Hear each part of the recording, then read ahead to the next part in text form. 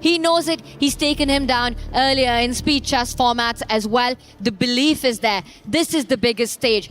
And I do think that he senses that Magnus isn't in top form. Very well could be, but I will tell you something right now. Just sitting at these screens, Alireza's heart rate is nearly 120 beats per minute. Not a single move has even been made yet. Magnus is getting a little bit more amped up. It just went from 78 to 89. But I can't wait. We're about to get underway here. Magnus with the white pieces. We have Magnus versus Alireza. We have Team Liquid versus Team Falcons. And we have a Queen's Pawn opening. It is, and we see the Queen's Gambit decline happening here. Game 1, we are off with Magnus Carlsen's choice of opening here as we are watching it play out. A lot of Falcon fans in the building. We saw them go wild when Alireza walked in. A lot of support, and I will remind everyone, it was in Riyadh, the Esports World Cup, where we had one of our most iconic moments of the tournament when finally Magnus first taking down Hikaru, then Alireza shushed the crowd. Shushed the crowd, shut down 2 Falcons. It must be nice to win all your games and all your matches and then trash talk a little bit with the audience. I have to tell you. Now, this Queen's Gambit declined. The reason why Magnus is thinking so early, it's a very dynamic one. Black has like 7 different moves that he can play on that last turn, and Alireza is going for, he's going for something a little bit more stable and structured. Tanya, these two have played likely thousands of games against each other, and I'm talking about casual 1+0 bullet all the way up to classical chess. How do you even explore new territory at that point when it's likely thousands? There are 3 digits after the first one that you've played. You know each other's soul by now is the problem. Where do you find fresh ideas? Well, we have the first pause of the game, and it is Alireza Firouzja after a trade at the center. Does he take that pawn back with the knight with his own pawn, or will he capture the pawn right behind it on d4? There are 3 moves possible right now for the Falcon. Which one will he lock in on?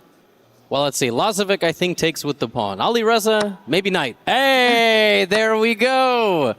That's the dynamic player that I know and love. But it doesn't really matter. It's a queen's pawn game, which means there's still a lot of stability. The one thing that we've seen from Magnus and observed as commentators and fans is that if you have to beat this guy, if you have to have your chances against the world #1, against the GOAT, you need to drag him out into imbalanced positions as quickly as possible. You need those complications to happen. You want those opportunities where both players can go wrong. And I think in positional strategic battles, Magnus just crushes every single human being. And this is a great one right here, right? It's brewing in front of our eyes. Magnus here has the white pieces. Black has what we call an IQP. It's an isolated queen's pawn. Now, the person who's playing against it, in this case Magnus, wants to stack his pieces in the center, block it from moving forward, trade off some knights and bishops, and ultimately win this pawn. The person with the pawn wants to play like that. Use the space around it, bring the rooks into the middle of the board, and, you know, at some point you could push, but there's going to be a moment that pawn is a nice defensive tool for the knight that lands in the middle of the board. You could then build around it. Sometimes there are opportunities to create some sort of kingside attack, but Tanya, you said this is a positional savant. He is going to trade enough pieces. He's going to put rooks and queens like this. He's going to put a knight. Not immediately, this would lose a queen. I don't think he's going to do that. And this, in the long run, is it an asset or a liability? That's going to be the major question here. And on the side that's playing with that pawn, if you just highlight it, because the whole game that we're going to see unfold will be around the ideas that, Levy, you just mentioned. For Alireza, either he gets that d4 break, which I think is a faraway possibility, potentially not happening in this game. He defends that pawn, which was under attack. You start looking for ideas of counterattack, right? Plant your knight to the center square. Get your queen out to the queen side. Start targeting the pawns, which are a2 and b2 on the other flank of the board. The rook's beautifully placed. With the pieces getting traded off, that favors white. So Magnus will, in the future, look for more queen trades, majors coming off the board, so that it gets easier to get to that pawn at the center of the board. I think Magnus's next move will likely be pawn to h3, and then I don't think Alireza will be taking. That would play directly into the hands of Magnus. He will likely move this bishop back to this square, and this square will prepare the king being safe for the long run. That bishop gets pushed backwards. This is also a very natural move in these positions. You know, you trade off these bishops, then you reposition, you double the rooks on the d file. It's a defensive game for sure from Alireza, but it might be simple enough that he doesn't have to worry too much. Now, one thing I want to point out, the difference between Magnus and Denis Lazovic. We have made a lot of comparisons in their positional style. What I would say is Magnus has built up the experience and the confidence to play in positions where he won't take the simple solution. He is happy to go into a position that looks funky or a little bit weird or a little bit imbalanced because he loves chess. He values his skills as still higher than everybody else, whereas Denis might not. And so Magnus will play this in a positional way. I doubt he can make this crazy. But over the course of this match, he's going to meet fire with fire. There's a reason Alireza's got FIR in the first 3 letters of his name. He detonates fire on the board. But we have this move knight to d4, and for now, we have to play positional chess. Alireza, Firouzja is what we're calling him for the rest of this match for sure. Now the knight does land at the center, a set of minor pieces about to come up, and this is what we were talking about. When you're fighting against that isolated pawn at the center, as many pieces that come off, it favors the side that wants to get to it, in this case Magnus Carlsen. But he does open up his queen to be a little vulnerable to Alireza's rook. Magnus is saying that you don't have any great knight jumps that actually get you something eventually. The knight falls back. The queen will step forward, stay connected to that bishop on e2. And then eventually we'll have all the minors off the board. Very, very likely that this ends in a draw. And the reason I say that is that, Levy, the principle of 2 weaknesses. You need 2 targets to often win a game, and there's only one easily defended by black. Absolutely. You also might be wondering why there's bishops staring at each other. Let's not forget the black rook was just attacking the white queen. So right now, black has the option to trade the bishop. Honestly, you might be able to get away with that. I would avoid too many trades. I think here there's a question of why can't I move my knight back to c5 and attack the queen? Maybe he's going to repeat moves and make a draw. That's never going to happen. Magnus obviously had something in mind there. But so far, this is progress, right? This is progress for the side playing against the isolated pawn. Right now with black, you never take the knight here, ever. Well, now you do if you get the opportunity. Yes. He's doubled down on it. There's also a pin along the e-file. So exactly to your point, what you want is that when you capture that knight, Magnus is forced to take it with a pawn. So that you're not left with any weakness on that open line. Rook c4, a nice multi-purpose move. You're hitting the knight on d4. You're also eyeing a doubling up, maybe even a tripling up on the c-line. For anybody wondering, we've been saying, oh, the person playing against the pawn wants to make trades. He doesn't want to take black's knight there, because the pawn would take. Yeah, I mean, queen takes, maybe it's still what pawn would take, then the pawns are together. Now, knight back to f3. Alireza has a funny move here. He could jump his knight to the right side, attack Magnus's queen. Magnus can't take the knight, because then he would lose the queen the other way. To this other piece. Let's have that on the board. Let's show that. Knight to f4. You can't take the knight. I'm forced to move my queen. I don't have so many squares. Let's put it in front of the rook. And I say, what's next? I'm hitting your knight on f4, Levy. Well, allegedly, there are ideas like this. Any time that you see a piece that is only protected by a king, you've got to look for tactics. Now, it's not winning, but it could make things very complicated. He also could reposition the knight a couple more times. He could also bring it back. I mean, in general, you don't make a move like this without a clear follow-up. Can we just investigate that a little bit? Absolutely. Because if that happens, this position explodes. And look at Alireza. He's locked in. He's burning the clock. This is going on in his mind. You give a check. You drive the king, only square. You bring the queen. You pin that white knight. There's one move to defend it. And he's going for it. Is he about to sacrifice a knight? And he's going for it. All right, let's get back to the live board. There was a pretty nasty sequence there, which I think Magnus might be realizing at this point. The nice thing about this, for anybody wondering how Alireza can spot this, it's not actually super complicated. The knight on f4 is a very forcing move. We see Magnus sit back there because he's realizing. He spots it. He gets it. He has to move his queen to the left. Maybe he can move it back. Doesn't particularly matter. You move it back, you're giving this option of even eventually the black rook landing on the second rank. Anyone wants to put it on d2. The reason Magnus isn't rushing with it, he's calculating knight takes pawn. Alireza's looking at it. Yeah, and Magnus might just be wondering, am I just lost here? He's not. There's an amazing move at the end of this sequence that will give Alireza the chance to win back the knight. Now, is Magnus upset because he thinks he's in a lot of trouble? Or is he just upset that he got nothing from this game and it's likely going to be a draw? But there is this brewing sacrifice, and let me make myself absolutely clear. There it is. I was going to say he's considering it, and now it's a brilliant move. That's relatively straightforward. We're going to get king takes. We're going to get a check. On the board. Absolutely. I don't even have to make a move. All right, Alireza's going to play this in half a second. He could start with this move, but I don't know why you would do that. It's got to be the check, because then you just block out your rook from the attack. Exactly. So you get your rook closer to the white king. Feels like h1 would be the only square that you would have. King We're here. seeing that happen. And now the move, and look at the sequence with which Alireza has actually blitzed this out. And this is where I was stuck. What is next here? You're down a piece. Boom. Oh, the same exact pin gets you back, right?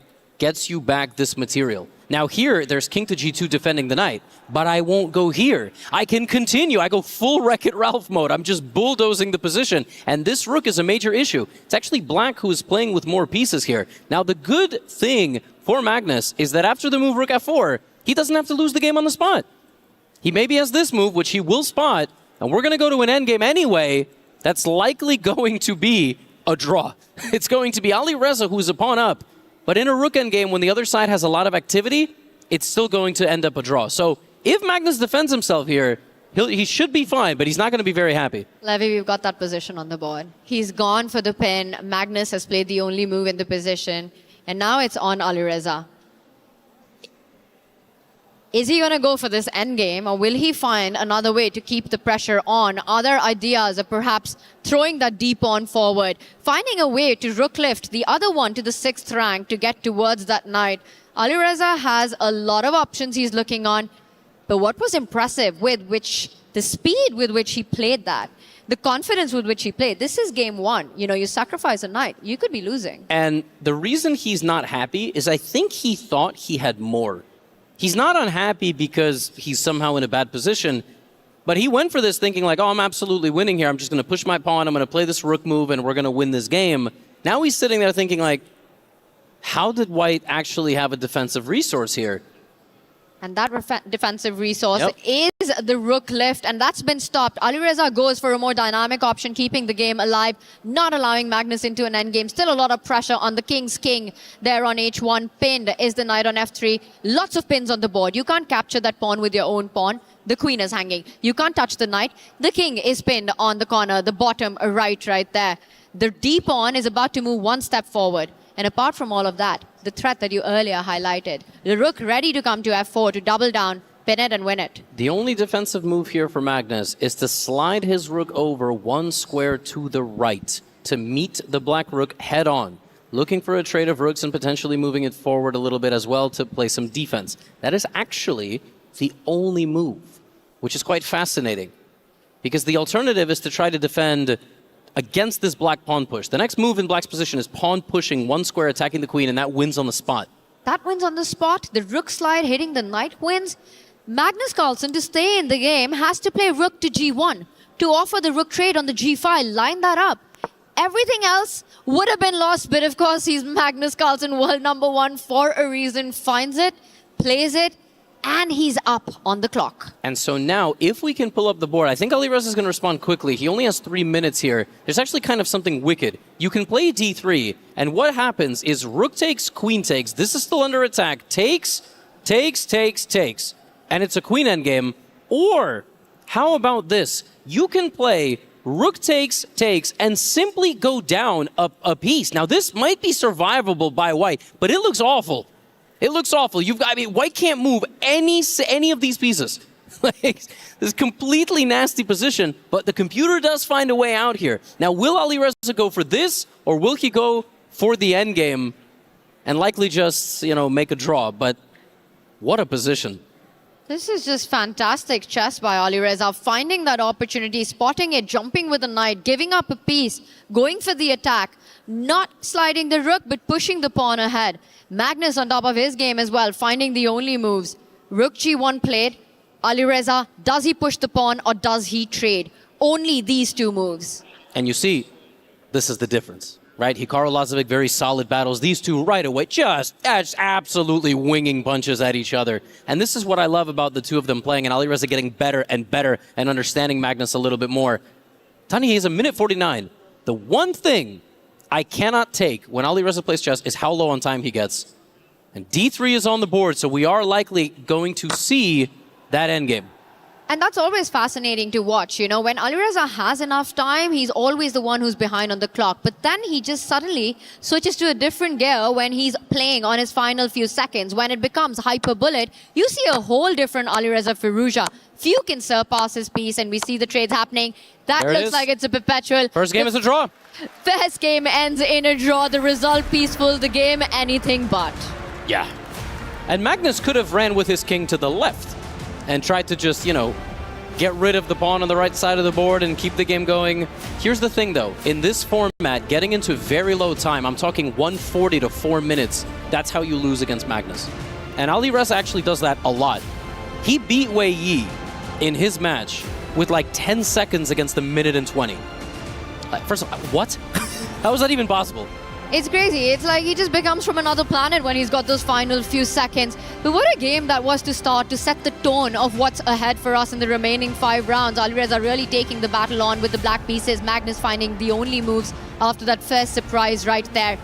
Fantastic stuff we set ourselves up for with this clash. For sure. I'm curious to see what Alireza goes for with the white pieces. Very different type of first draw than we saw in Hikaru versus Dennis. You know, Levy, they say not all draws are made equal, and what we just saw right now happen was definitely one of those that gets you excited. Okay, London. Yes, Alireza's been Londoning it up, and Magnus says, your London, my London. The best response to a London is to play a London. Everybody in the audience, there's your lesson. Wrong city, Levy. Someone tell them we're in Paris right now. Yeah, well, I don't think we're getting a French defense anytime soon. That's desperate times, call for desperate measures. Alireza Firouzja attacking Magnus Carlsen's pawn with his queen. Magnus giving it away. And then the entire left side of the board might fall apart, but actually it's uncapturable, which is sort of fascinating. You'd have taken that pawn. It allows a lot of the rook sliding over, the b2 pawn being soft as well, and it looks like both players know exactly what they're doing right now. The knight does jump. Now there's no queen takes pawn. The bishop is being hit as well. Is Alireza ready to give up the bishop pair? He says no, falls back. There you go. You want to win the Esports World Cup, just learn the London. That's the lesson. Alireza's played this to perfection, offers it, and we have Magnus here defending with the trade of the dark squared bishops. Alireza's going to castle or develop his knight, also fine. I actually like White's position a lot. Whenever there's a knight on a non-standard square, as we see in Magnus's position over there on the left side, it can be a target, Tanya. That's not really where knights are supposed to stand.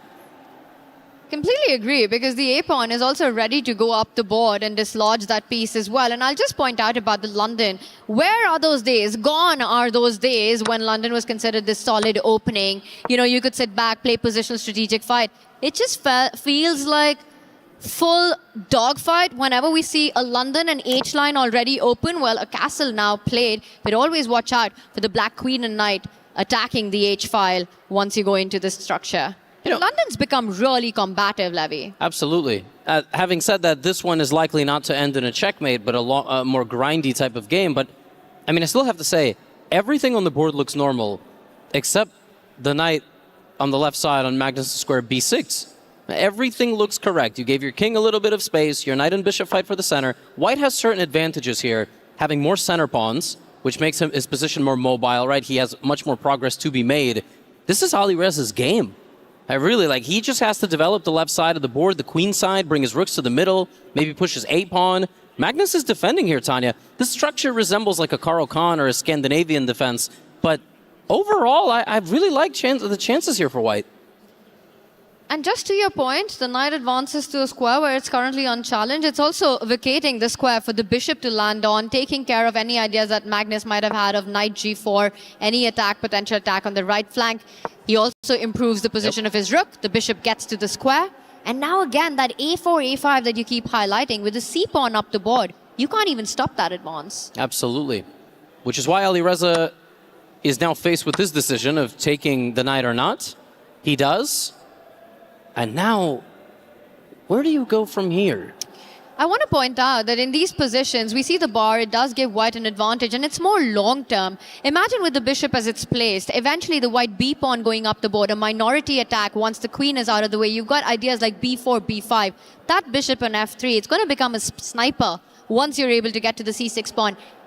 And I think it's on Alireza's radar. Well, he starts with the a-pawn, he wants to push that knight back. This is quite unpleasant because Magnus can't mirror him with an a-pawn. Right? He can't play a5 himself. But he follows the age-old wisdom. When attacked on the side, strike in the center. He does it, and he does it fast. And now Alireza has to make a decision. There are two attackers on the d4 spot, only one defender. Does Alireza bring his rook to the center of the board? Does he capture, or does he even push that pawn? d5. All look pretty good. All look pretty good. I would be very tempted to push d5. You know, I've got enough defensive resources to make that pawn going. Again, the bishop needs to be activated, the bishop on f3. So I'm looking for ways to open up that diagonal to get to that c6 pawn. And you look at Magnus, you just know that he's not feeling well. Well, it's And the best position he's had all day. True that.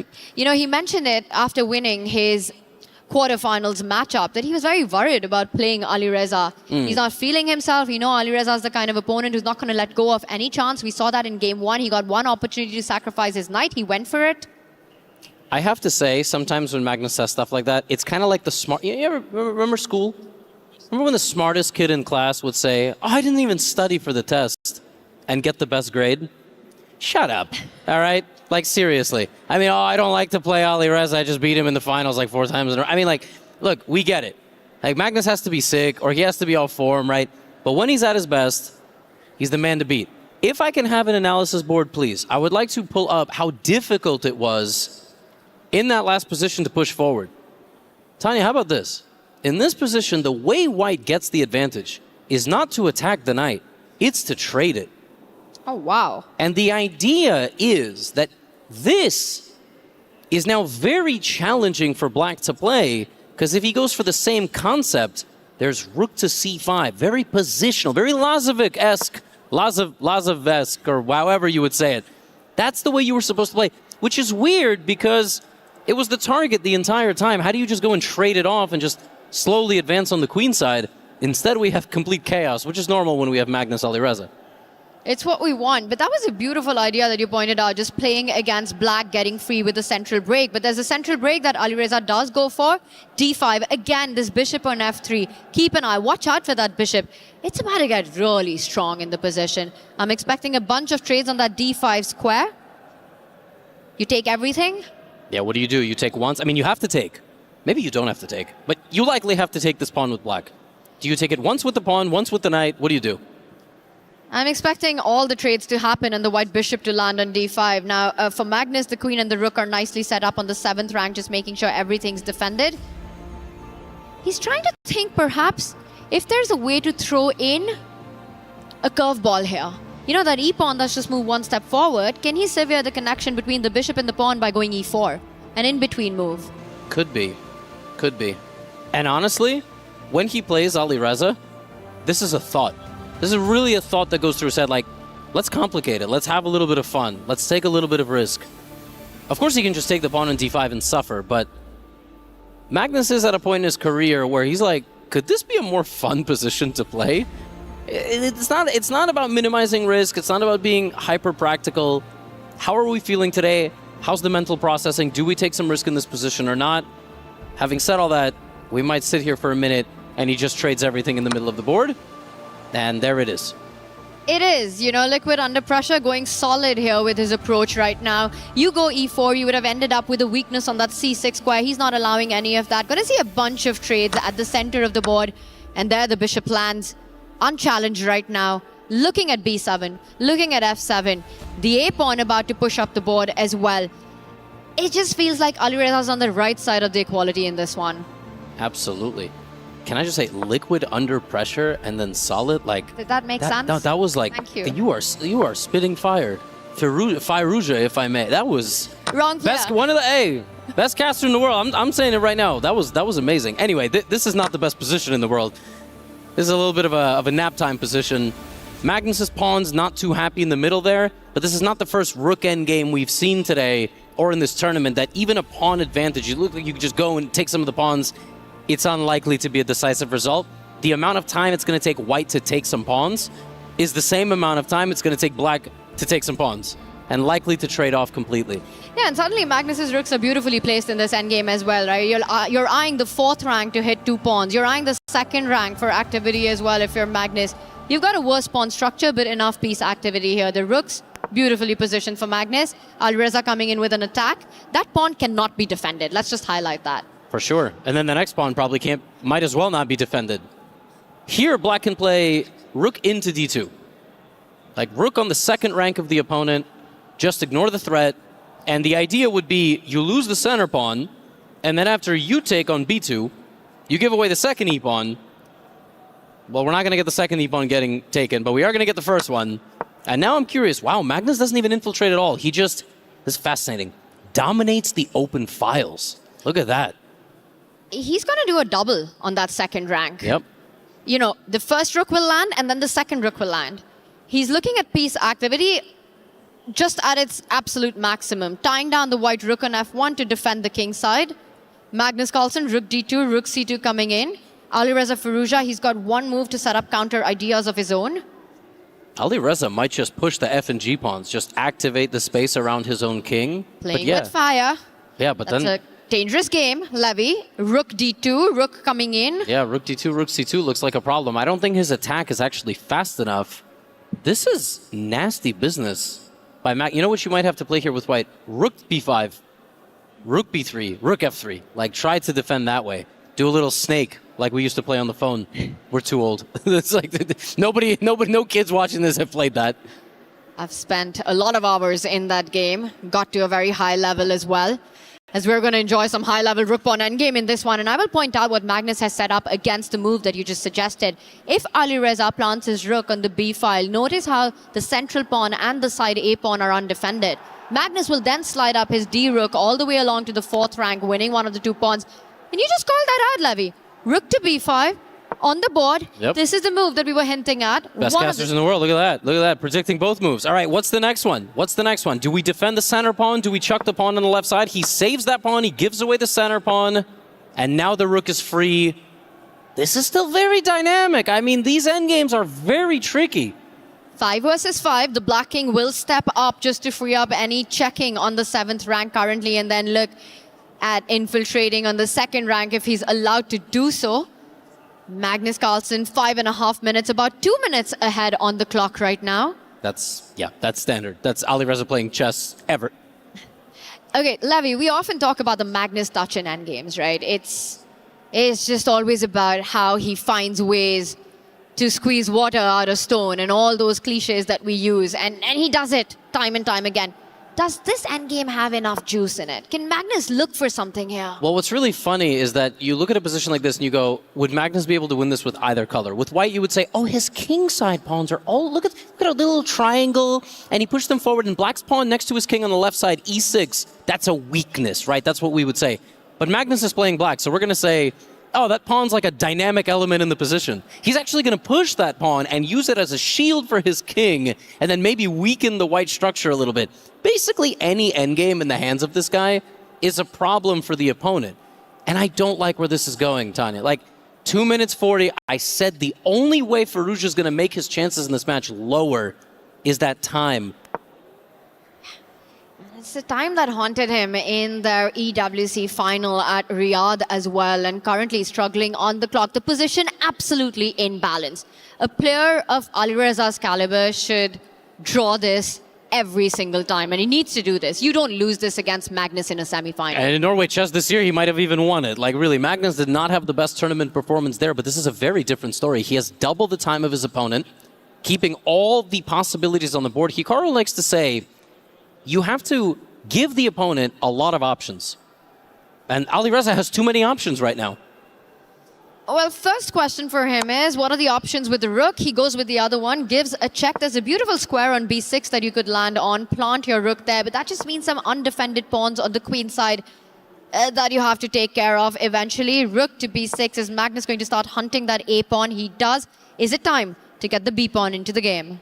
Whoa, Alireza not looking happy in this position. No. You've got the better pawn structure. It's a rook pawn endgame. Why? No. He has to chuck a pawn. He's chucking the pawn, and he's going to go rook to e3. That was a checkmate. There was a checkmate in that position. We've got to show that why that pawn could not have been defended. A beautiful line. Magnus had set this up. Watch and enjoy this. If you went b4 in this position, it's game over. Look at that bar shoot down. Rook check, rook checkmate. I mean, just water. That's crazy. How do you... Wow. How do you spot magic. this? How does this happen in a rook and pawn endgame? Well, it's magic, MAG, and it's fire, right? That's really what we're looking at. I didn't know. I was looking at it like, what am I missing? And there you go. Now, somehow Alireza still makes it here, but he's got 1:40. Now, will Magnus go for king and rook versus king and rook flag? That'll be really funny, because that could happen. Wow. Magnus Carlsen is about 2.5 minutes up on the clock right now. He first makes sure that the 2 versus 3 are taken care on that right side. The rook looking at b2. I will say one thing, Levy. If the b and the a pawn go off the board, that would be handshakes. Even now, right? Because we could have a repetition right here. We could. The king could slide over, hit the rook. The rook goes back where it came from. The king comes back. A back and forth. Or is Magnus actually ambitious in this endgame? That would be quite the statement. Surely not. 1:32 is like 10 hours. You know, we talk about like dog years, like 1 and 7. Oh, and maybe. I was going to say, Alireza, this is oceans of time, but Magnus is investing in his outside pawn. He is. He's placing all his bets on that pawn right now because g5 is about to come under attack as well. If you're Alireza Firouzja, he first gives a check. Is Magnus going to step far away? He does. Oh, Tanya, this is bad. This is very bad. This is vintage Magnus winning an endgame with the opponent under time pressure. If Magnus wins this, I would have seen everything. And then I'd see another game and be shocked. That just brings his king. But maybe it's not so easy to bring the king because you're always under threat somehow of losing your pawns. So if you're Magnus Carlsen, you need the black king to assist that a pawn. You have to step it up the board on the C line, on the B line, and start marching up the board. Meanwhile, Alireza has to create counterplay where his majority lies. And he's going to try to push. He's going to push and push, and then he's going to break through. That's the most important thing. He's going to try to get a pass pawn on the right side of the board. I don't think he has time to run his king all the way to the left, but Magnus is grimacing himself because he doesn't exactly have a solution in this position. And Magnus is calculating what happens when he gets his king closer to that black rook. The problem is that his pawns on that right flank, both of them extremely weak and tender. And Magnus goes for that plan. He's going all in this endgame. Maybe you can play pawn to f4 here. But that's very committal. Yeah, absolutely. No, I know, but... And 1 minute. It's under 1 minute for Alireza. He's in bullet territory now. He has to. I don't think... Yeah, okay, he plays a little passively, but now it's very important here. Does Magnus just give that pawn? How does Magnus do this? How are we in this rook and pawn endgame and this isn't a draw? No, this is definitely a draw. He's going to take the pawn and then he's going to probably go for this f4 because then it's easy. At some point, he can even play it now. And he's going to give the rook for the pawn and it will likely be a draw. And eventually, White will be forced to give up the rook for the lone remaining pawn that Magnus will have on that left flank. But Alireza needs to make sure he's in time on that race. He needs a passer of his own. He gives a check first. The king, if it moves forward, Alireza will keep checking. The third rank, the second rank, the first rank. That's actually really funny. Anywhere the black king runs down into Alireza, yeah, he has to back up. You got to play for a win. You got to go back. If you're Magnus Carlsen right now, the a pawn ready to push itself if it's allowed. I think Alireza's in panic mode. He has 20 seconds on the clock. 20 seconds! There's no increment in this, and you can see it on him. He's about to get flagged in this position. Yeah, he's gone f4, and he's got... 16! Rook back. Levy. I don't think Alireza saves this. No, not with this amount of time. No, we're going to get into flagging territory here. 2.5 minutes for Magnus. How many times we've seen him do this? It's just unbelievable. But this isn't even Magnus. I mean, I got to say, this is all Alireza. Right? Magnus looking for ways to complicate it and make the decisions challenging, but... 13 seconds. I don't think... Is he going to flag him? Alireza's mouse skills are from another planet. I don't know if it's going to be enough. Is he going to... No, there's no way. You can't even flag here. They're both going to trade all their pieces, right? Yeah, because the black rook will be forced to give itself as well, and Magnus is about to do it, and it ends in a draw with 7 seconds remaining for Alireza. What a game. Whew. Intense stuff. I think we can all take a breath. Alireza 7 seconds remaining against 210, but he found the cleanest cut. Like, he found the way that there was really nothing Magnus could do. Only way to flag there is to keep the rook on the board and give checks, even allow the opponent to make a queen, but that would be extremely humiliating if you do all of that and then you lose. And Magnus, I don't think he's really in the business of doing that. I think he wants to play really high-level chess. If he had a flagging chance, maybe he would have taken it. But so far, 2 draws and very tense games. I have to say, Tanya, the second game was made tense by the fact that Alireza just doesn't make a move. Like, he didn't have to get us that stressed. This has been the most impressive part about watching Alireza over the years. When he's got time on the clock, you can see a bit of uncertainty in him. You can see the hesitation when he makes a move. But down on those seconds, it's beast mode Alireza. He's unstoppable. I don't even know how many moves he can get in with 5 seconds on the clock. It just feels like it's always going to be enough. And Magnus Carlsen, he pushed. He tried hard in that one. He meaning Alireza, and Nihal are the 2 best time scramble players in the world. For sure. Because Better than Magnus and Hikaru. Yeah, time scramble. Purely, like, if you gave them 10 seconds. Their mouse skills and their hand-eye coordination and their ability to predict their opponents, just second to none. Wow, I think we're going to be seeing a lot more of that. But now we get to see a Sicilian on the board, and it's been a while. Absolutely. It has been a while. That last match was a lot of symmetrical games, a lot of lock structures. Well, actually, this one's going to be locked as well. Neither player is going to be able to advance their D-pawn very much in this game. Here comes the light-scored bishop being saved. Maybe he will take the knight. Maybe he will take that knight. He could have taken either of those knights. Maybe he won't take the knight at all. Well, I think the defining feature in these positions, Levy, it's always those central squares that white has the knight to jump onto d5. You've got the d4 spot, and then who gets a pawn break? Is it on the queen side? There's always b4 to watch out for. Or will one of the f-pawns move forward? And it does look cagey, with all pieces on the board, often all pawns not traded, till a lot of moves are made, but eventually the break arrives. And that's when it gets spicy. Magnus already unhappy here? I don't really know with what. Of course, he has many choices. He can play short castle, he can move his d-pawn up a square. I'd be surprised if he does trade at this point, because again, the storyline of those 2 squares at the center of the board, you go bishop takes knight, Alireza captures towards the center, and then suddenly, Alireza's got a beautiful d4 square, and you've got no jumping spots. He does instead continue with developing. I'm expecting both sides to castle soon, one of the knights to land on d5. Magnus doesn't like the way that he's played this. I think he was just sort of improvising a little bit. And now he goes for this idea, knight to d5 and b4. I love when these guys play Sicilians because they either open the board and play something crazy or play a closed maneuvering type of game. And maybe Magnus thinks that this is the way to beat Alireza. Slow maneuvering chess. It's also perhaps what he wants right now. You know, if you go into those complications, you go into Mikhail Tal's forest of complication. You know, 2 + 2 = 5, path out, wide enough for 1. The thing is, you look at Magnus, you get the feeling he's not only fighting his opponent, but he's also fighting himself right now. He has his hand on heads. It feels like he's in a bit of pain. And I think you want to keep it as simple and strategic as possible in these situations, till you're actually forced into those muddy waters. Alireza will find a way. He will find a way. He always does. Yeah, he's going to find a way. Right now, he's got some ways to maybe strike back also with the b-pawn. I don't think what he wants to play here is pawn takes pawn. That move gives away a lot of space on the queen side. It helps Magnus open up a little bit further. But now where do you reposition your pieces? Here I would be tempted to offer a trade of knights. So move the knight on d7 that's a little further back to really either square. But that comes with problems too.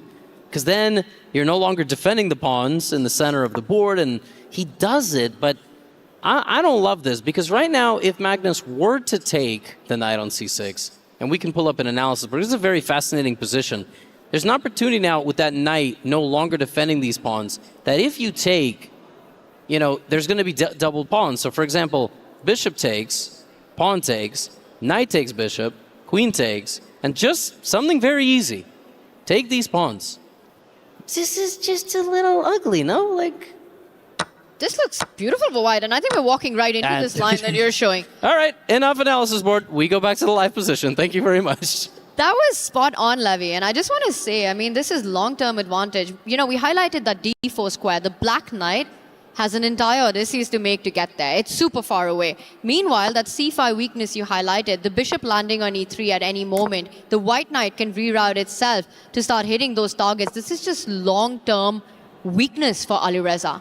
And what he's doing now is he's going to move his knight forward 3 squares, which is illegal. It is not a rook. But if we pull up the analysis board one more time, we will show you exactly what we were talking about. The knight will reposition itself there. It is the Odysseus.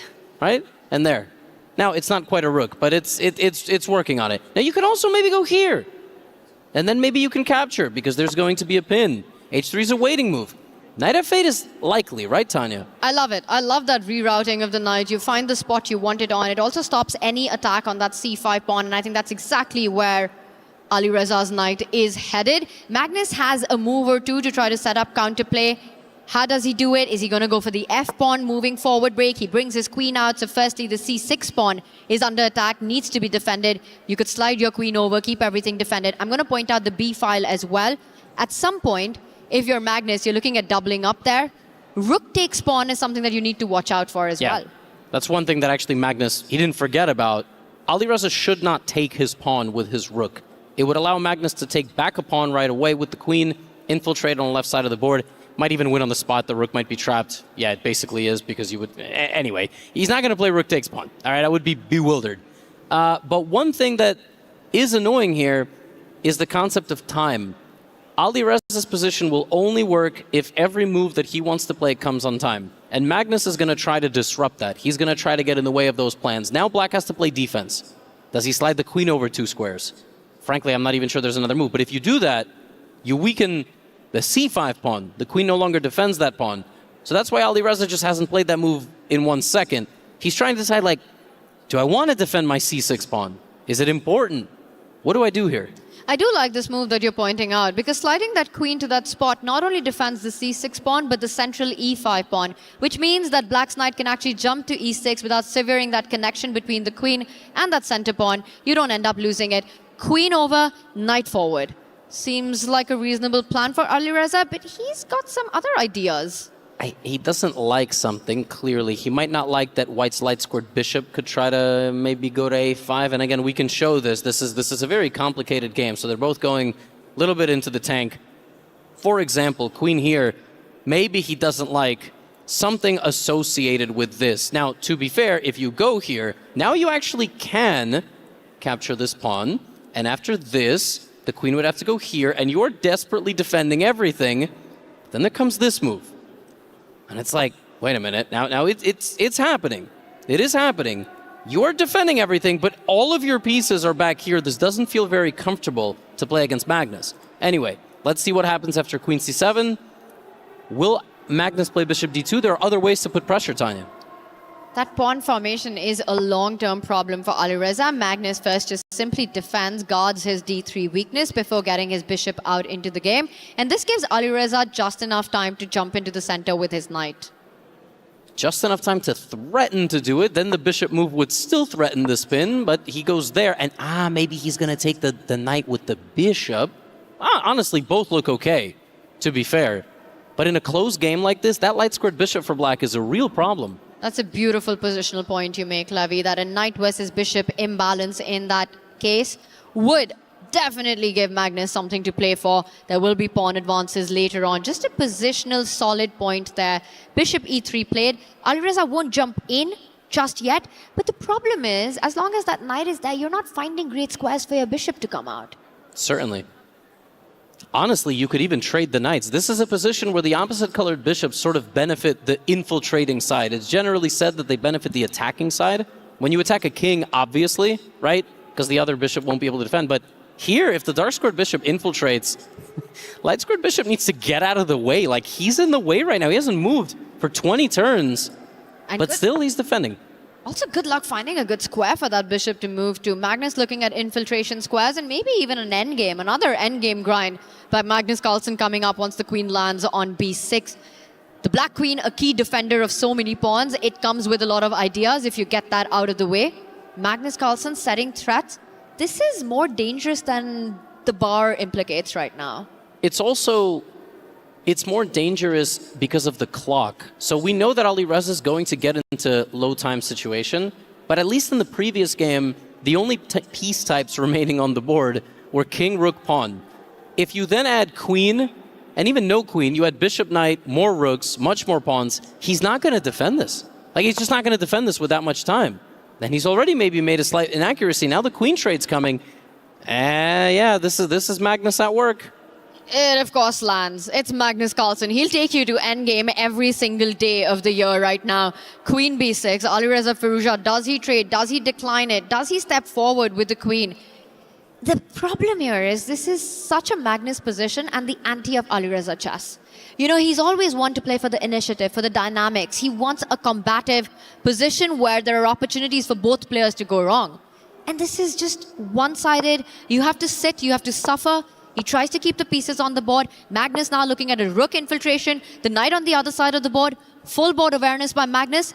Knight coming to f5. What a move. Just have to say, like, in the middle of all that, he just pops the knight out. Wow, Alireza's voluntarily giving the bishop. He could have moved his pawn there to make a spike, but that would have weakened him, and it would have blocked the bishop. He does this. He's like, take my bishop. I don't need it. And that was a sneaky bishop retreat by Alireza. Magnus's knight jump was not only aggressive, it was against Alireza's idea to pin that knight to the rook on d1. Bishop to h5 would have landed, given Alireza a lot of counterplay. Magnus shuts that down, and now he's going to shift his focus back to the left flank, looking at potential doubling up. That's a nice move. Now the knight and the bishop on the right side of the board are sort of locked up in battle. Alireza's knight and Magnus's bishop are also locked up in battle, pointing at the same stuff. And everything is going to happen on the left side. It's going to happen on that B file, the open file, the only one where Magnus's rook sees the end of the board. His queen is applying pressure. And when we say pressure, we mean you're kind of looking at the enemy pawns and the opponent can't move pieces due to the necessity of defending them, which is what's happening right now. Yeah, Alireza's just, I mean, that move is just like, I don't have a move. I have to make a move. I have to maybe stop the rook coming in, but I don't love it, Tanya. And I totally understand why. Let's just compare all of Magnus's pieces to Alireza's right now. The bishop's opposite color complexes control different squares and can never be challenged. Magnus's bishop has clear targets in the position. Alireza's bishop staring at granite right now, nothing, nowhere to go to. You've got the beautiful queen on a5 tying down the black rook. Meanwhile, the queen on d6 is doing a defensive job so far, keeping those double pawns guarded. So it is also a passive piece currently. The rook on b1 far more active than the rook on d7, always looking at ideas like a rook lift to the third rank, defend d3, and then line up, double up on the b file. The knight on h4, also a very active piece. For Alireza, he needs to time a knight jump and needs to time it well. This is Magnus passing the ball and saying, you're running out of moves and time. a4 is just so, it's so mean. It's mean. It's just such a mean move. Like, you don't do anything. You just hit the ball back. You just say, I'm enjoying my position, and I know you're clearly not. Magnus can play rook b6 and just go for the pawn.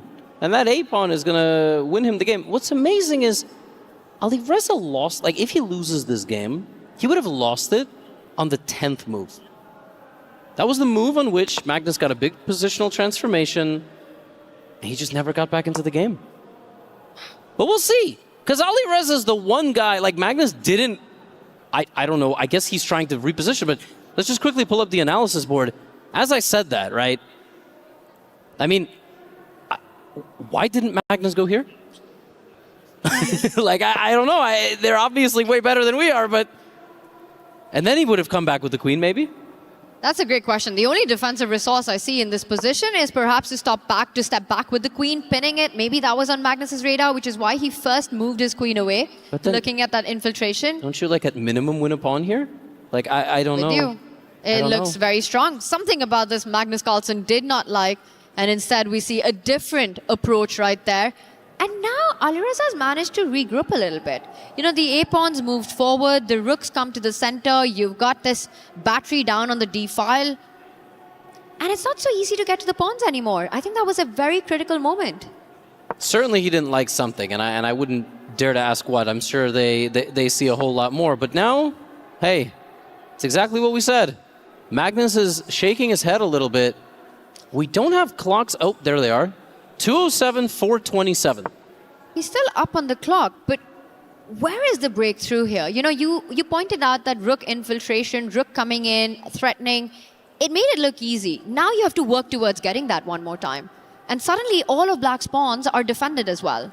Now today on the cast, we've talked about, I have mentioned that in my opinion, the biggest weakness we've seen this year, both from Magnus and from Hikaru, is time scramble play. Now, the benefit for Magnus is that with 420 versus 140, he's not scrambling.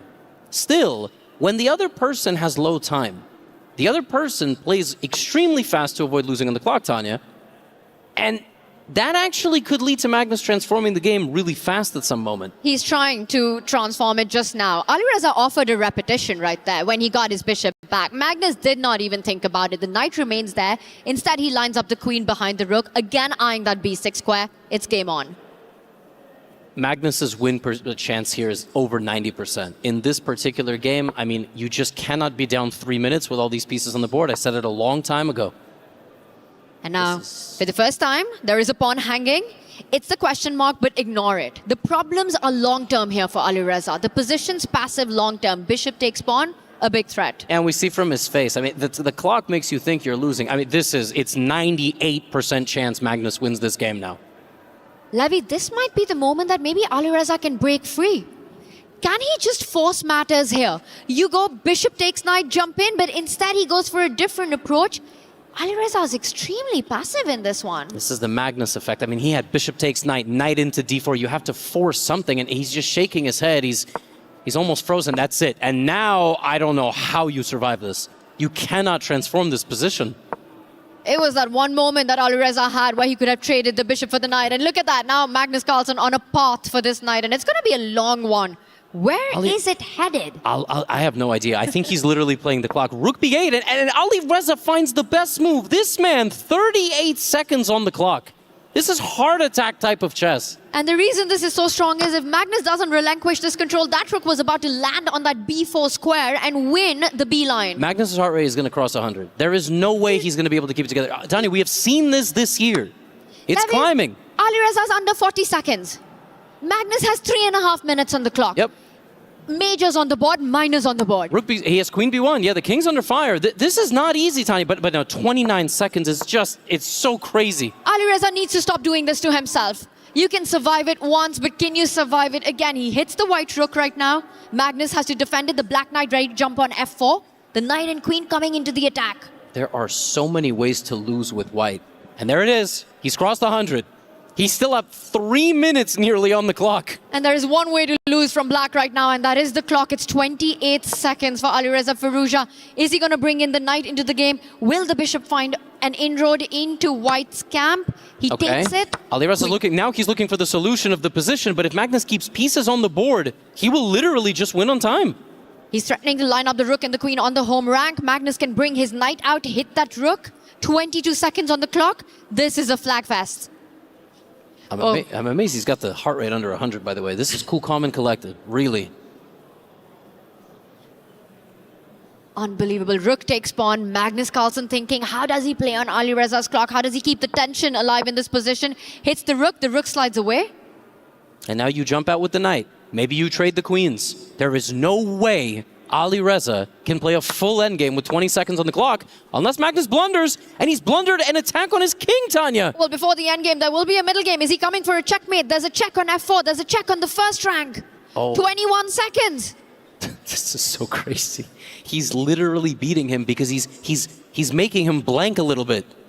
He's what just, queen takes pawn? He's just frozen, and Alireza is winning. He's winning. He's giving a check. That knight is about to fall. The knight comes back. Another check. Now, if Alireza wants, he can repeat the position. King to h2, queen f4. You can't go on the first rank. I think he will. He's going to make a draw, but he doesn't know he's winning. He has a bishop reroute here that wins him the game. That is impossible to find. No, I don't think so. I don't think so. Alireza needs to spot bishop to e8 and give a check on a4. But it's likely just going to end in a draw. Magnus maybe is not going to repeat. Is he actually thinking of flat? No chance. He's absolutely thinking about it. He's 16 seconds. Alireza has to find the bishop, retreat, reroute to that a4 square to win the game. 16 seconds is far too less to spot that idea. I love these heart rate monitors, Tanya. 107. He's oh my God. Oh, but there was a win there. But Alireza had to make a move so fast.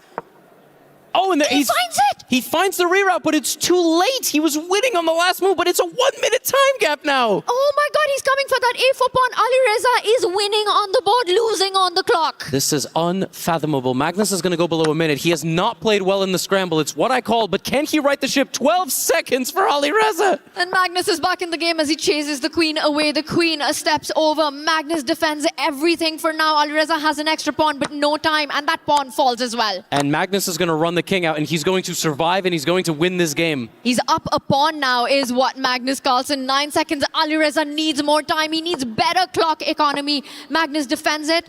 And Alireza knows it's 7 seconds. He's not saving this one. He has to use his H-pawn. There's very limited hope. Yeah, he's just playing too fast, and there's going to be... There was a checkmate in one, which was blocked. Magnus offers a queen trade. It's declined. The knight jumps in. How many moves can you even make with 3 seconds on the clock? A trade, and this position's lost. The clock is lost. Alireza's lost, and Magnus takes the lead. Wow.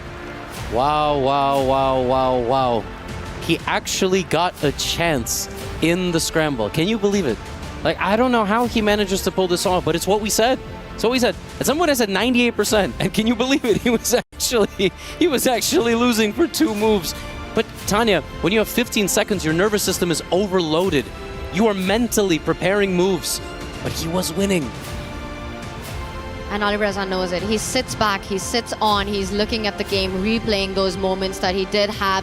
It's halftime in the match. 3 games down. A winning game is what the Falcons had in this one, but just not enough time on the clock. And eventually, Magnus Carlsen kept it going, kept himself alive, and took the win right there. Snatched it from Alireza. You know, had he got an extra minute on the clock, this was his game, and he's got to know that. He has to make that the big takeaway. He just cannot allow this to happen again, Levy, if he wants any chances in this match. It's like one of the few people who consistently imbalances Magnus's like nervous system. And we've got Team Liquid fans right there right now for the Falcons. It's tough. It's a tough moment with Alireza going down in that last game. He hasn't left the arena. No, he hasn't. I gotta say, there was a gentleman who did the ice cold gesture.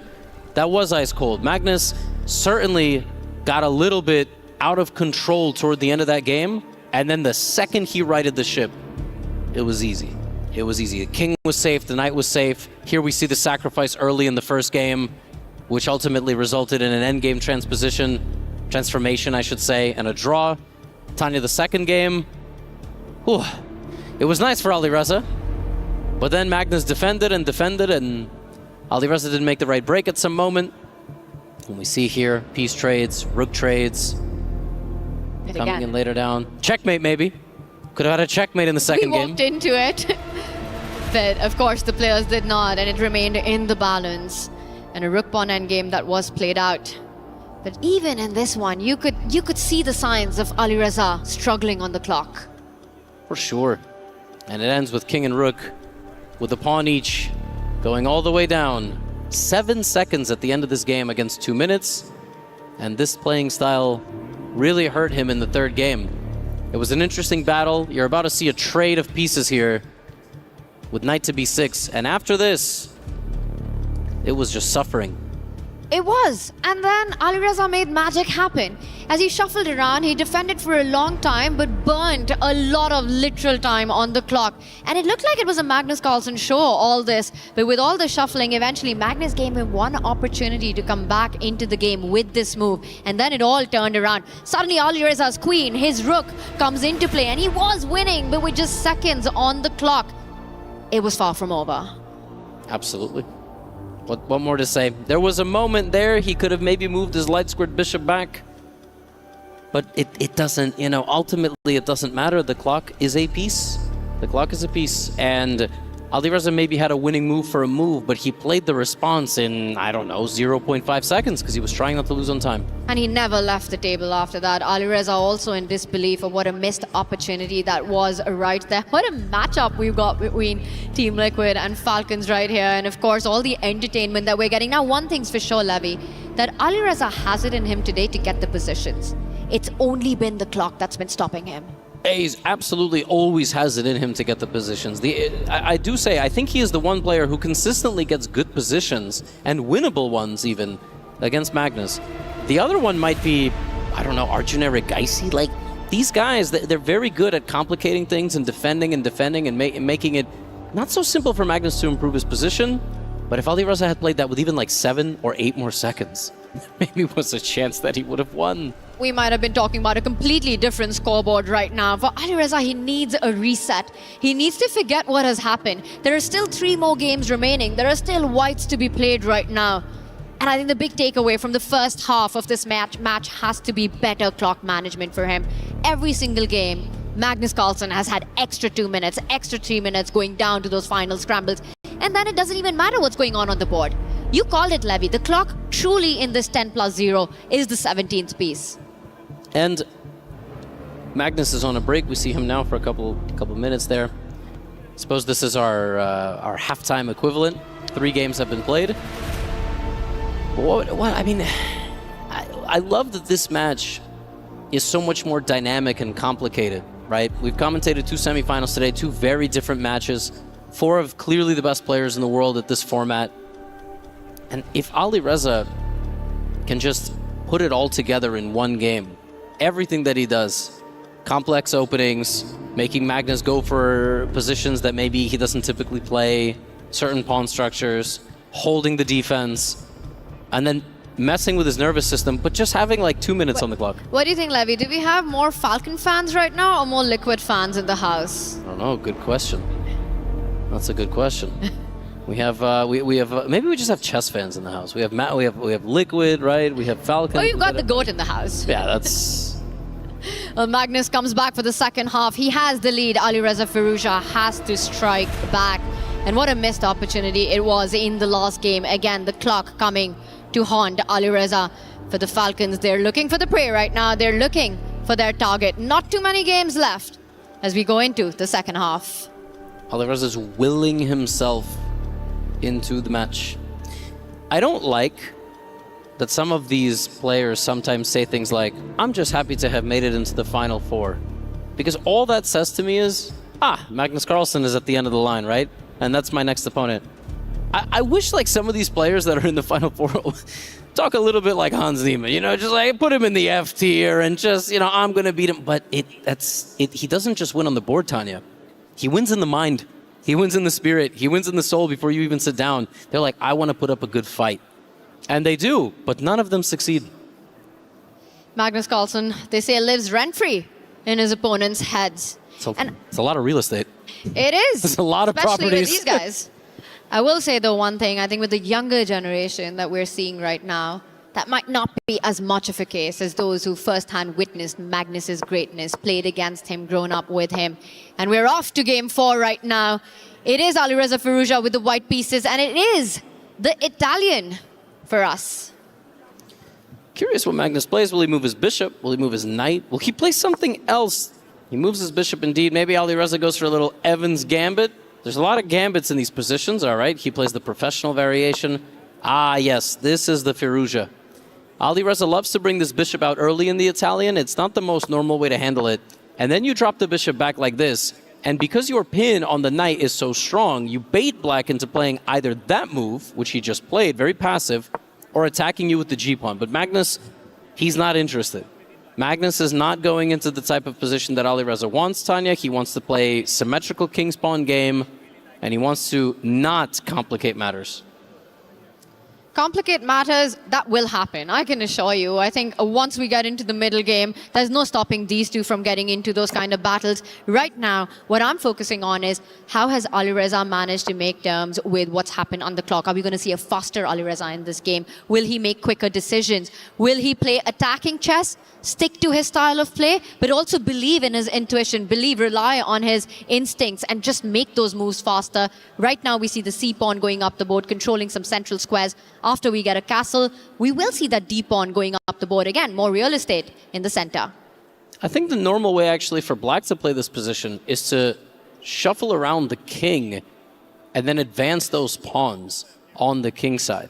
So you can slide the king to the right sometimes, then maybe you bring the knight back or to the side and you push those, at least the f-pawn, but also even sometimes the g-pawn. The idea is basically white's dark squared bishop sucks. There's just really no better way to put it. But you're baiting the opponent into doing that. You're not going to lose the bishop, but it's going to get wild. And we see if Magnus goes for that, but I kind of doubt it. You know, it's either that plan, and like you pointed out, the dark squared bishop, not so great. It's the light square bishop that is the gem in white's position. The other way to handle this opening, if you're Magnus Carlsen right now, is to offer an instant trade of the light squared bishop. Bishop to e6, get rid of that, try to fight for another break. You mentioned f5. I'm saying go for d5. Yeah, d5 is another critical idea in these positions, and that's exactly what Magnus goes for. Doesn't really care if it's maybe not the best, but it's simple.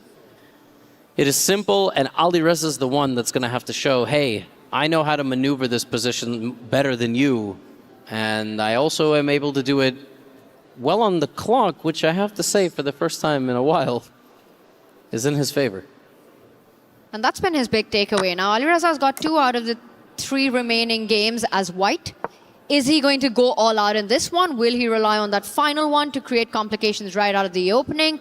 Big questions. Magnus keeping it solid. We see a double pawns, but the drawback of that for white is you give an F line open. Also, black gets more control on the squares at the center of the board right now. But Levy, usually once we see this trade, it becomes very hard for black to actually break out with d5. There's always that e-pawn which remains soft.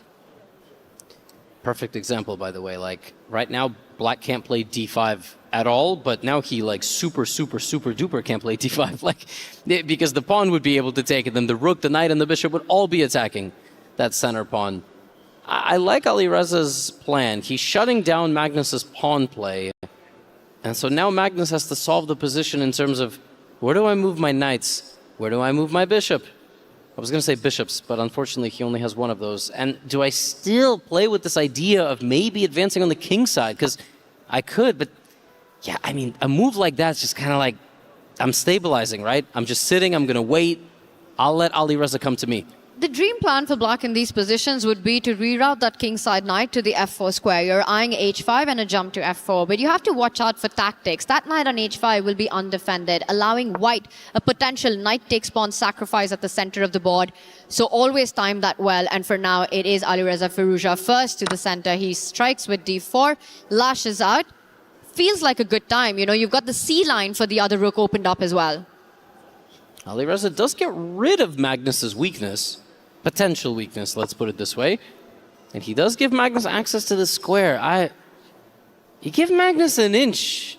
Oh, I know we're in Paris, I keep saying that. He's gonna take a mile. These are American measurements. It doesn't sound as good when you say you give a centimeter, he's gonna take a kilometer. And look at this, he's just jumping around with his horses. He's got the active rook.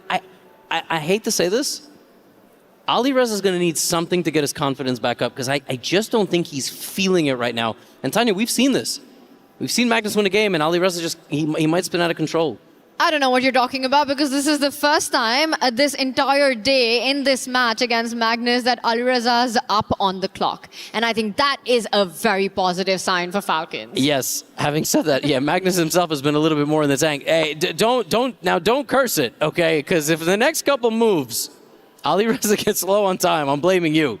So he's got to continue this pace. Yes, absolutely. This pace, exactly. I don't like, you know, I don't like the hesitation a little bit. I want to see him like walk down the middle of the board. He's got to bring his knight out to c4, you know, improve his worst place piece.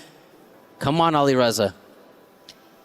Just keep the momentum going, and he has to trust himself a bit more. He has to play the position, he has to play on Magnus's clock. When you're playing against Magnus Carlsen, you need to be able to piece everything together.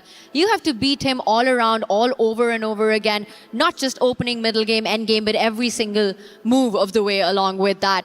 And for Alireza, what he needs is really time. He goes into a thing. I love the idea of actually jumping forward with your knight to c4. He does it. You can also reroute it towards the center of the board. It just feels like there is enough meat in this position, enough juice in this position to fight for. You have the better center if you're Alireza. You've got a really nice knight placed on c4, an open c-file. Magnus retreats with his bishop to defend his weak pawn. And Alireza can continue to maneuver here with his knight. That's exactly what he does. And yeah, the 1 minute time advantage is very good. Now, this is the moment. Will he pause here, go in the tank? Will he continue to play at this pace? Will he find the way to advance with the pawns? And what is the way? It's kind of hard to come up with a good pawn push in this position, you know, and I like what Magnus just did. He retreated with the bishop, just preempting any doubling up on the c-file. And Alireza realizes that Magnus's most active piece is the knight on the left. Let me get rid of it. He's now trading it. It's coming off the board. And after knight takes knight, the rook will capture it back. The other rook ready to double up. But eventually, Alireza will need to find a pawn move. A pawn push or a break to change the dynamics. Exactly. And the reason he hasn't pushed is because Magnus will push the other one. whichever pawn Alireza is going to push, Magnus will push the E or the D or the D or the E and lock the position. That is a big decision. Wow, that knight does not look like it's going to be comfortable. Is he going to put it on E7, G6, and then F4? Ooh, he's rerouting it. I mean, F4, that's a square we've been screaming about for the black knight to land on. But this gives white pieces to attack. Yes, that knight is unprotected completely. You could attack it. Now, Magnus is not going to lose it. He's trying to put it on E7 and then all the way around to the other side of the board. There is only one square, if I can pull up an analysis board, that actually prevents this plan, really, fully, I feel like. I will show it to you in a second. It's this. Because after this, you can't go here. Oh, Because wow. look at that. That's pretty sick. That doesn't happen. That's a tough spot. He doesn't find it. Instead, he hits the knight the other way with the rook, and Magnus Carlsen invites a repetition. Don't take it. Just don't do it. The time advantage is 25 seconds. You just said it, right? Like, we needed that energy. We needed that pace. Not because I want Magnus to lose. I just want to see more chess. Close match means more chess. He's got to play on, Levy. You know, this position, and he does. Alireza is ambitious about his chances in this one. He doesn't fall back with the knight, even if that move is a question mark. It doesn't matter. And it's only a question mark because of this. Like, again, we've been saying it's one of these weird positions where actually expanding the kingside pawns is somehow the way to go. That wasn't necessarily it, but now these knights are coming in over here. Alireza can bring his rook up and cover that. And then there, by the way, might be still some sort of repetition of moves here. But there's also another possibility, which is to trade once, or maybe to trade twice, and then go for some sort of endgame. But Alireza unlikely to win such a position. That's just the reality. Black is very solid. He's also the best endgame player in the world. And frankly, he might be the best defender. I know it's always him or Ricardo. But that's the thing. With Magnus Carlsen, he's just good at everything, and it feels like he does all of those things just a little bit better than every other chess player. The time there, by the way, Alireza was down on time for like 3 seconds. It's close now, but Leveled out. it's exactly what you said. You know, the pace. We needed the pace. We needed the energy. Levy, this is again starting to get concerning. Now, the rooks moved forward, fighting against that fork that was being threatened on d3. And you pointed out that if Magnus wants it, he can start chasing this rook up and down the board with the knight on the left side coming in.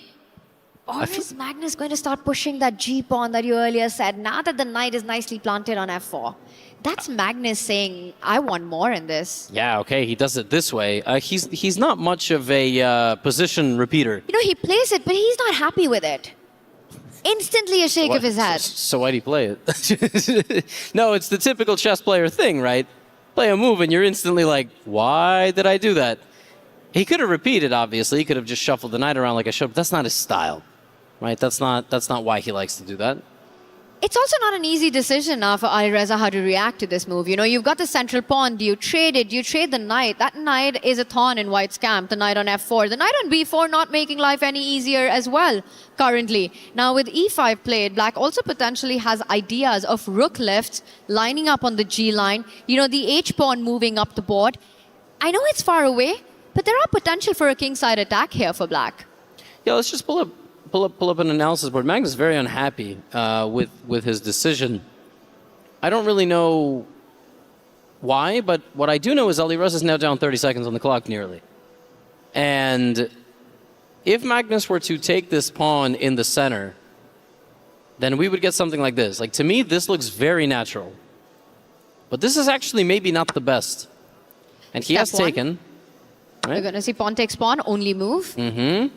And so now apparently it's not this, it's now taking here. Or, okay. That move also very logical. This knight can go back, Tanya, right? Attacking this pawn on c7. I guess Magnus just doesn't like that now he's under pressure. Is that it? Feels like it, that he feels that, you know, this e5 pawn that he pushed, he's voluntarily given a target to white. Now that pawn, which was kind of defended and hard to get to, the white knight attacks it. Potentially other pieces might join in targeting that e5 pawn. It's just another weakness for Magnus to take care of. But this is the best game we have so far in terms of there are 4 minutes remaining on the clock and like nearly every piece. We could continue to analyze here. Okay, this might actually be an offer of a draw. That knight isn't staying there for too long. If you walk back, if you step back with the rook, I think Alireza's Magnus is ready even to step back, and he does it. He could slide it over to the right. That rook does not have to go back to where it was. And you don't spend time here. You have to make a decision. You cannot spend a minute. The decision isn't Levy with square. The decision is, are you playing for more? And he is. He is playing for more, and that was the best move. So 25 seconds advantage for Magnus, which really in Alireza's world, he could make that up in 1 second, you know, just like pre-move everything. This is his best position, other than the winning one for a move last game in the scramble. But in terms of time on the clock, wow. That's a whole traffic jam on that diagonal that the bishop has just landed on. The queen, the rook, the knight, the bishop, and a pawn. But this is committal by Magnus. Yep. Gives a doubled pawn. Push F3, push F3. Just defend everything, bring the dark squared bishop back. Typical. Or that, fine. I like it. Rook D7, a massive threat on the board. 7th rank. Yeah, but now he got stopped, right? Now he can't play the move F3. But yeah, Rook D7 is looking really good. Alireza just got to trust in himself and move. He just can't spend that much time for these moments right now. And I've noticed that about these players. Well, he goes a different approach. So he had another idea. He hit the C7 pawn, now defended by Magnus. That rook, it gets a blunder. He could attack that with his bishop. Alireza could go bishop H4. There's no square for that rook to stay connected to the C7 pawn. Bishop H4 is just a direct attack on the rook. Maybe Magnus thought he could trade something here or create some counterplay somehow, but he played that move fast. He played it fast because he wanted to put pressure on Alireza on the clock. Alireza's not moving. But he needs to move. This is not over. This is far from over. Checks, captures, threats. There are no checks in the position. The captures don't work. You have to look for threats. There's a direct one. Alireza would spot this all the time. It's a one-mover, Levy. Why is he not playing? He does it finally. He does, but I honestly think it was just a matter of like, there's no way Magnus would have blundered that. I really think that is what it was. And now we're going to get grimaces out of Magnus. And I think it's deeper than that. I think there are massive tactics on the board. I'm looking at ideas where the Black Knight is hinting at a fork on E2. And I might completely be losing my mind, but is rook to D7 even a possibility?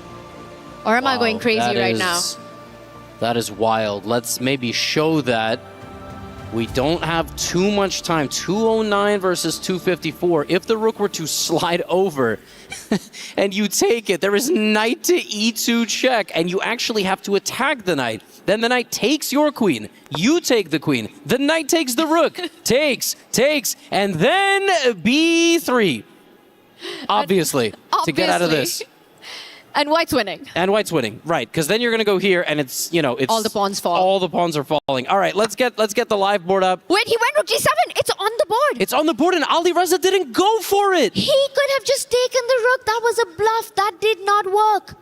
Now, it only didn't work because of B3. But Alireza trusts Magnus, grabs the pawn on E5 instead, and now Magnus is a pawn down. But the position is so nasty here for White's king. And for some reason, it's Magnus who's on the front foot right now. It has to do with his piece activity. I don't know what's the best move in the position, but Magnus needs to find it. He's also going under the 2-minute mark right now. This is going to be wild territory, and I say that only because I think the first time in this match, it will also be Magnus Carlsen under time pressure. Oh my, this is so crazy. He can infiltrate fully across the board here with his queen all the way down to the bottom left-hand corner, but you would abandon your king. The other moves, he can maybe bring the knight back and attack the queen and the bishop. That looks very natural to me. He can jump in either knight to attack the queen on the D3 square. He sits up. 140, he's now lower. The time, look at the heart rate. 105. This is Alireza Firouzja has to win this game. He needs to convert this one. It's a triple digit on the heart right now for both these players. He comes in with the queen. There's home rank problems. A checkmate in one being threatened currently. Alireza needs breathing space for that king. This is so unbelievably complicated. There is only one line to survive this attack right now. Alireza has to bring his knight back to C3. He's going to think that he's losing, but there are so many wild tactics on the board. 130 a player. He's found it. Now Magnus can jump in with his knight and give it, and he doesn't give the check. He doesn't give the check. He just wins a pawn. He does, Magnus Carlsen, but now where is Alireza's attack on that black king is the question. How does he keep the pressure? Right now, it's still level material. It's 5-5 currently, but an absolutely wild position. The knight's looking at the white king. He still doesn't have a good way to create escape squares. Any pawn move on that right side is extremely weakening. Yeah, what does he do? Can he grab the pawn on c7? But no, Alireza is now down 25 seconds on the clock, nearly 30% of his opponent's time. Make a move, Alireza. He has to move, Levy. If Alireza loses this game, he is going to lose this match. Magnus will have white in the next game. He's gone pawn to g3, attacking the knight. But this is what we spoke about. It just leaves behind so many squares for the black knight to jump on. You could give a check on h3. But Magnus isn't happy. I mean, he's also like, he's very distraught by this move. Will he find the best move? That was the best move. And now the queen is under attack, and you can't even take the knight. You can't take the knight. The rook defends it. You have to fall back with the queen. Magnus getting ready to give a check on h3, and that's not any average check. The rook is ready, eyeballing that pawn on f2. That's going to be major pressure on Alireza's king, who's now gone into hyper bullet territory with 30 seconds. No, this is an amazing under pressure performance from Magnus. The knight is in, and honestly, the pawn at the center of the board is falling. Yeah. Levy, queen takes pawn next. Oh, this is raps. I mean, if Alireza survives this, it's truly a miracle. And that was a head nod. Magnus knowing that this has to be close to his second win of the match.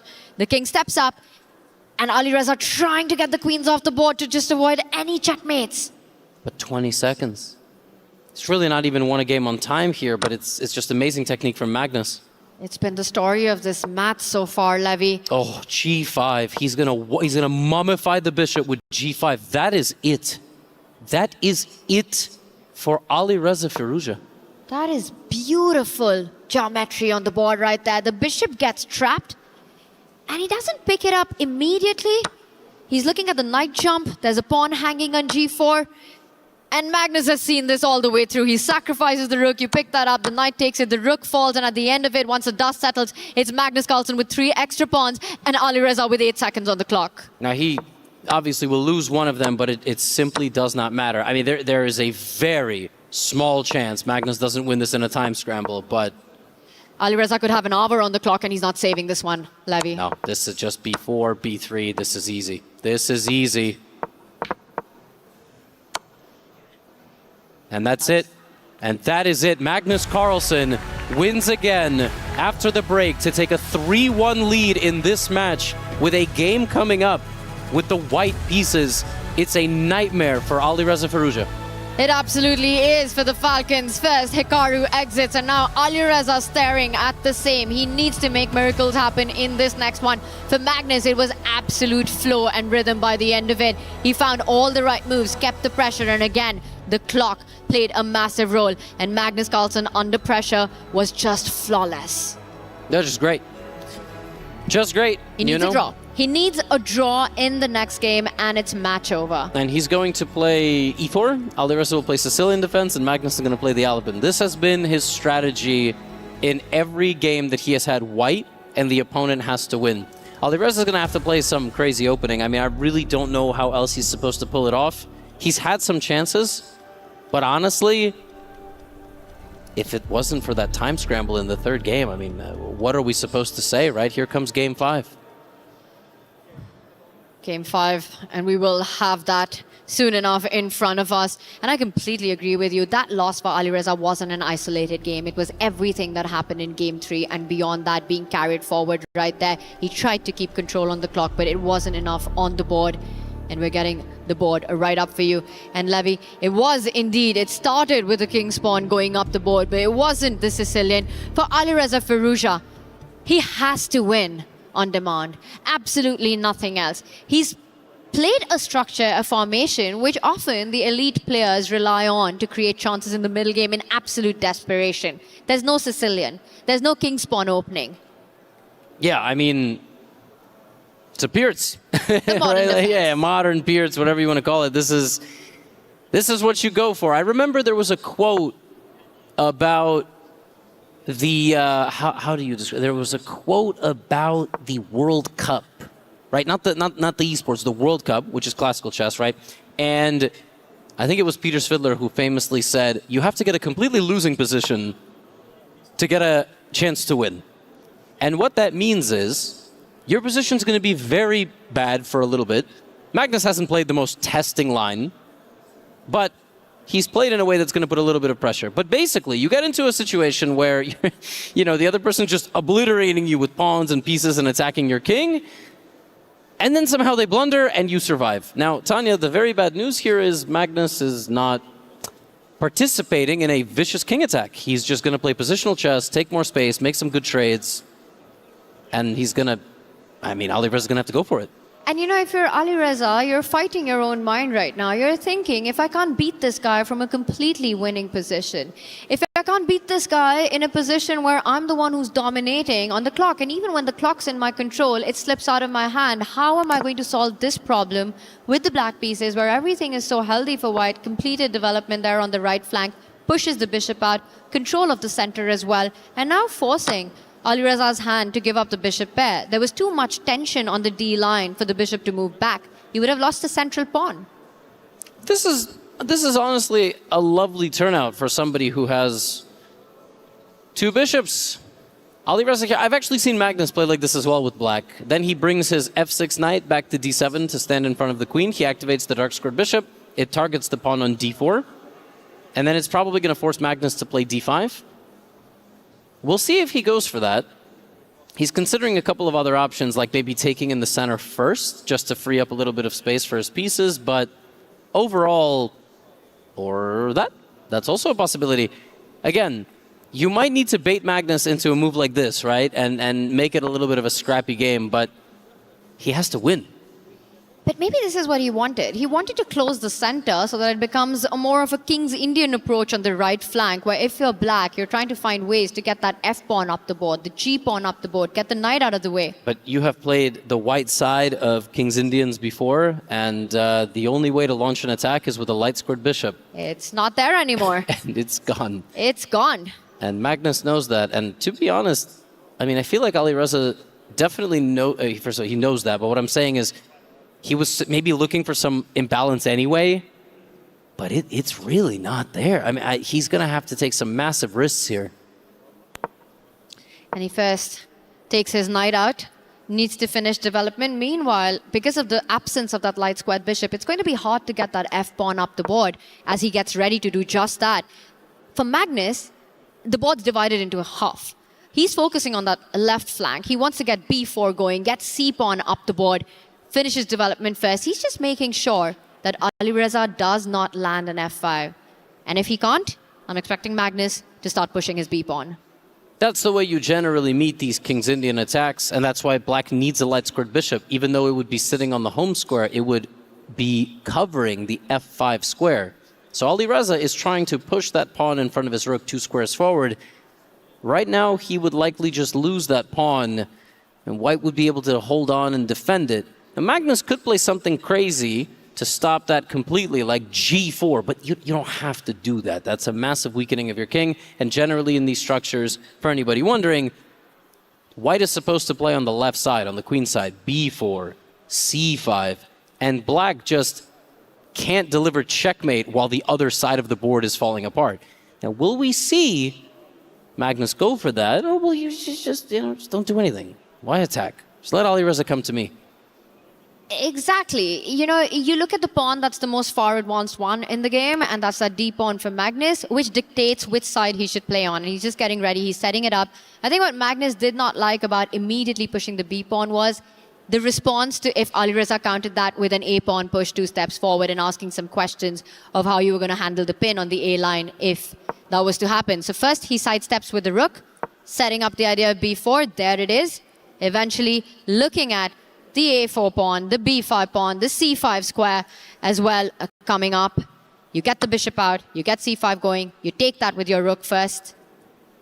This is another nice meta approach in the King's Indian defense. I've seen it a lot in recent years. Black just gets rid of the dark squared bishop, and this is not good for Magnus. We kind of see he's like totally allowed the full plan for black, but his position is still very, very okay. He is not really under any checkmate threat.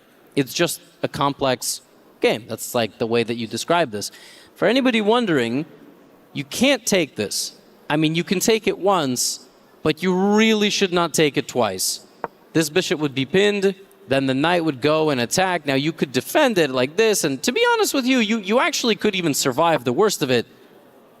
But, like, why would you do this? And instead, Tanya, we got here, and then we got this move, lashing out on the dark squares. I actually really like what has happened here for Alireza. He's gone a3, and it just feels like he's managed to create those chances right now on the right flank. And what decision will he go for next? I really like the idea of continuing the avalanche on the right flank. You go f4, you go g5, you start pushing the pawns. Very King's Indian-esque. And it's something that Alireza Firouzja is very much familiar with right now. At least it gives something to play for in these positions. You know, the knight will come back to f6. You'll be able to defend those pawn advances. Just draw all the arrows. Just loving it. The rest of the board does not matter. Just highlight the white king in red. Yes, and red then this is bad. Okay, everybody clear? Fantastic. By the way, we see f4. It's happening. F4 reminds me of that movie moment, you know. Knight on f6 as well, by the way. Yes, there we go. But Magnus is on time. I mean, he's on time arriving on the side of the board. He's not going to let Alireza have a free pass. F4 is like, you're locked in here with me. And you would love to get these moves. But Magnus will get there too.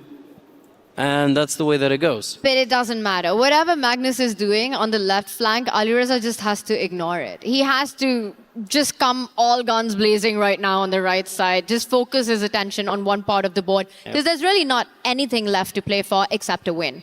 Yep. And this is the only way to go for it. Absolutely. And just imagine if there was a bishop here for anybody watching, like this, watching the screen right now and not just listening to the sound of our voice. I mean, just the arrow there, it shows you the power. And you just struggle to launch an attack in the King's Indian without it. It's unbelievable. And all of this could have been so different had Alireza converted that game 3 advantage so close to getting that win. And then eventually getting flagged in that one. And since then, it's just been a Magnus show, I have to say. You know, they often say in the chess world that the strongest player in the world is Magnus Carlsen. And the second strongest chess player in the world is an unwell Magnus Carlsen. And then there's all the others. Yes. Right. There's the one that's playing on the live stream and the ones that distracted and so on. This is a good chance though. Knight to h7. It's given a question mark, but the knight is going to reroute and attack the queen. We have to remember again, the question marks or whatever these moves are, they're granted by an entity that's like 800 points stronger than us. That it's like a PhD student that's grading, you know, school children. Like we can't listen. Knight h7 is a great practical move. Magnus can take the pawn on the left, but that pawn could not matter any less. I really have to stress it. Like, he cannot take that pawn.